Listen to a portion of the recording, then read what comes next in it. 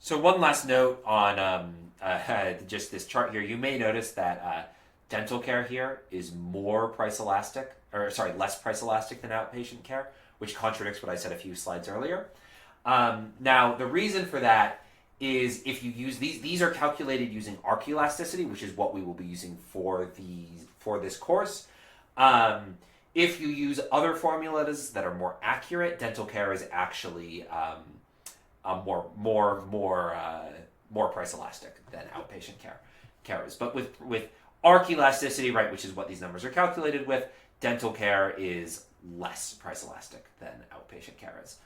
So sorry about that. It's a little confusing, but it depends on the formula you use. The formula used here is arc elasticity, but more accurate formulas will show the opposite of that, where outpatient care is less price sensitive than dental care is, but arc elasticity shows that the opposite of that, where dental care is less price elastic than outpatient care is. Now, a related question to do people buy different amounts of healthcare when the price changes is, does the price of care affect health, right?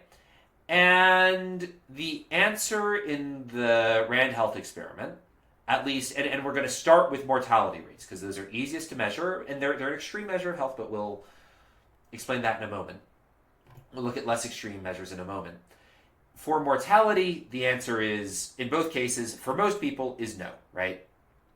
So comparing free and copay and lottery winners and losers, mortality rates are the same, right? Now, the Rand Health experiment did find differences in mortality rates among high risk, right? These are people with diabetes, high blood pressure, things like that. High risk free versus high risk copayment people, right?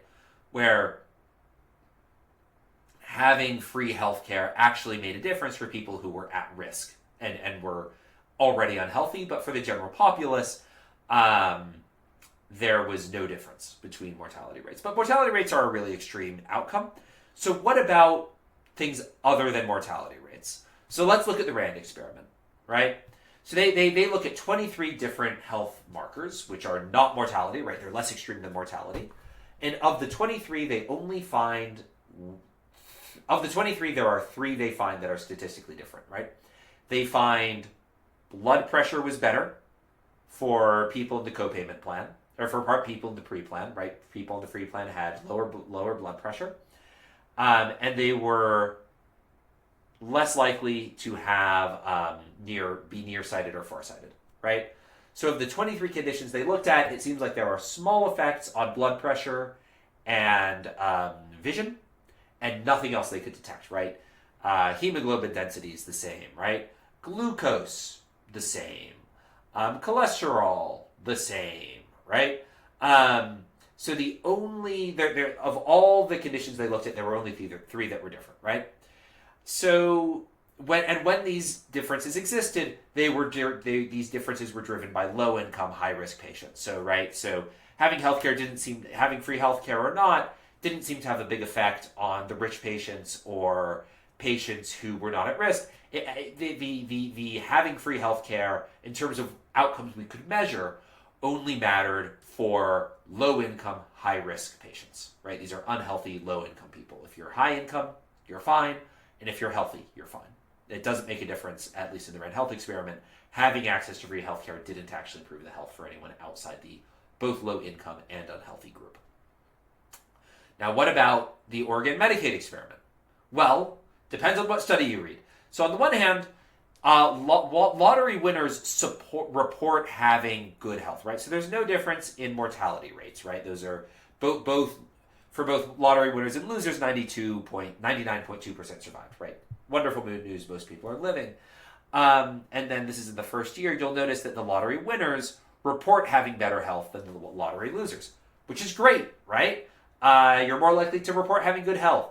You're more likely to say you have you have higher average days of good physical health, right? More good days of mental health, right? You're less likely to screen for depression, right? So that's great, right? Not screening for depression, amazing, right? Good effects on mental health, and good self-reported effects on physical health. But here's the thing: physical health. These self-reported metrics, right? Depression screening is more objective, right? But the physical health metrics are very subjective, and it could be maybe if I'm just in a good mood, I'm more likely to say I'm in good health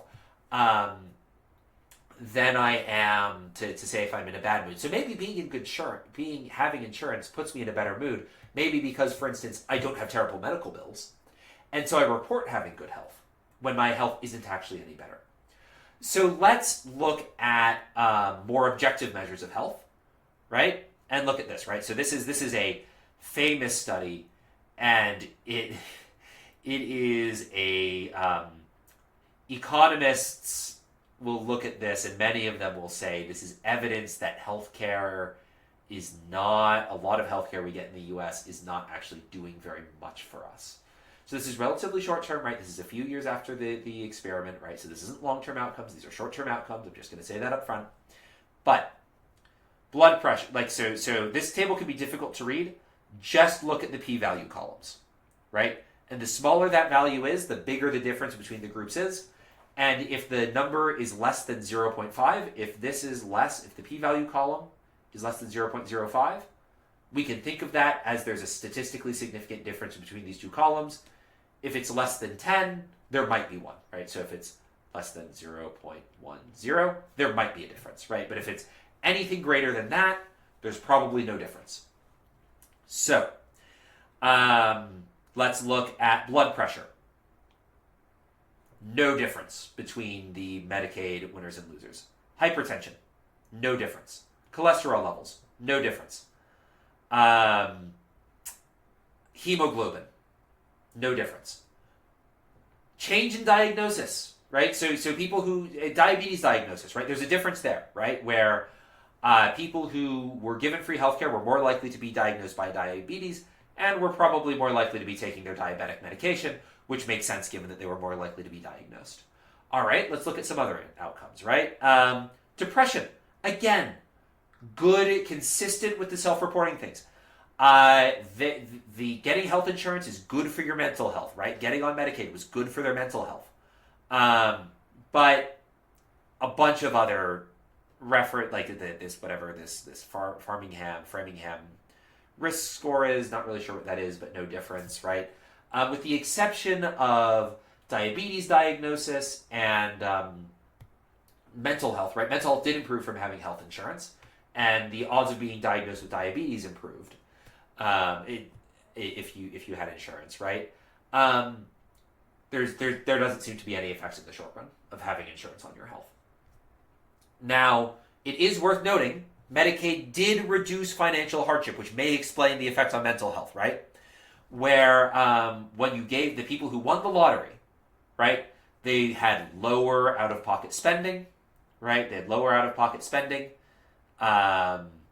They had fewer catastrophic expenditures, very important, where like catastrophic expenditures are massive healthcare expenditures.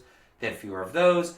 They had less medical debt, and they were less likely to have borrowed money or to skip a payment to pay their bills, right? So in some ways, this, and we're going to get to this later, how do you think about health insurance, right? Is health insurance care, or is it insurance? What this suggests is that health insurance is insurance primarily, and it is not access to care, right? Health insurance and access to care are two different things, right? So first of all, there's the question, and access to care is not the same of effectiveness as care, right? Because what the Oregon Medicaid experiment shows is that, at least in the short run, having health insurance seems to have very small impacts on your health. Again, with the exception of you're more likely to be diagnosed with diabetes and your mental health improves. But outside of that, it does not, and this is consistent with the Rand Health experiment, where having access to care does not make a difference for most people. Having insurance, having low healthcare costs does not make a difference to most people, at least in the US, in these two studies did. So one of two things are going on. Either A, even though like people without insurance got care when they really needed it, or B, healthcare isn't as effective as we'd like it to be. And there are serious problems with the medical system as it's set up, right? Where the medical system, and that's a very controversial question. I'm not going to get into this. If you're on the RFK, Make America Healthy Again side of things, you're going to say the problem is the medical doctors. They're lying to us. None of this really matters. Right? Like none of the treatments they're saying matter actually have any effect. If you're the medical establishment, you're probably going to say, well, no, it's people got the really important treatment no matter what. My guess is a combination of the two, right? Like, my guess is that most people actually, like, for most people, checkups don't make a big difference. But again, you won't be quizzed on this. This is, I'm not a medical provider. I'm an economist. I can say there's something weird going on here, right? And so actually, the guy who wrote the textbook I recommended for the course, Jay Bhattacharya, it's a great textbook. But he's very controversial today because he ran up against the public health establishment during COVID.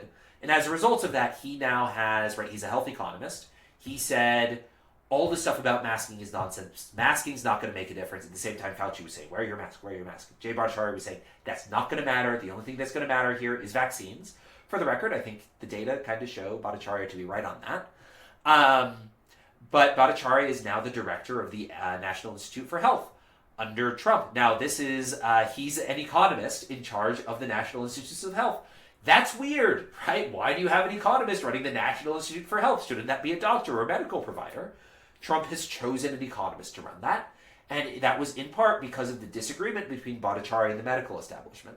Now, I'm not going to take sides on Bhattacharya. Said a lot of stuff. I'm not going to take sides on this thing he said was right, that thing he said was right. The reason I'm using his textbook is because of all the textbooks I was recommended, this was recommended the most frequently, and it was by far the best. But the Oregon Medicaid experiment, you should really, these findings are very troubling, and you should be asking yourself, why did giving people health insurance not have a big impact on their health, right?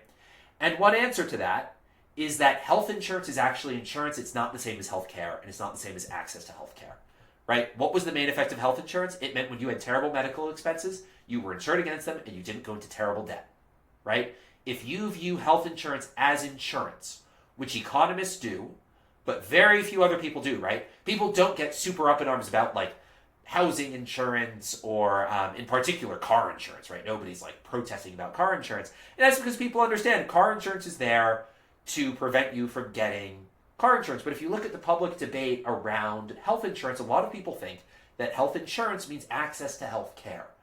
And I think, in part, what the Oregon Medicaid experiment and RAND both show is having health insurance is not the same as having access to effective health care. One of those two links has to be weak to see the results. Either health insurance isn't the same as having access to care, or having access to care isn't the same as having access to effective care. One of those two links, possibly both of them, needs to be broken. And this should trouble you. And I encourage you to think this through on your own. Why did we not find bigger effects on health when we gave people free health insurance? So the conclusion of this lecture, right? Demand for almost health services is price sensitive but relatively inelastic, right? So demand curves are downward sloping, but a change in price does not have a big effect on quantity demanded, right? But it does have some effect. And differences in prices due to, like, differences in insurance coverage seem to contribute shockingly little to differences in health outcomes, at least in the short or medium term.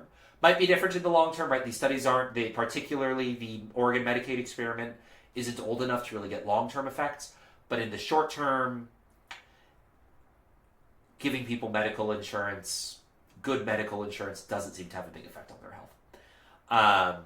At least for most people and for most conditions. So I'll leave you with that. These results should puzzle you and worry you a bit. We'll get into them more as the course progresses. And next time, we're going to go into a formal model of demand for health as opposed to health insurance. But we're going to discuss how the Grossman model, which is sort of a model of people choosing their own health levels, and it's a very economist way of viewing things. People are going to choose their optimal health level, and we're going to discuss the Grossman model and some of its implications.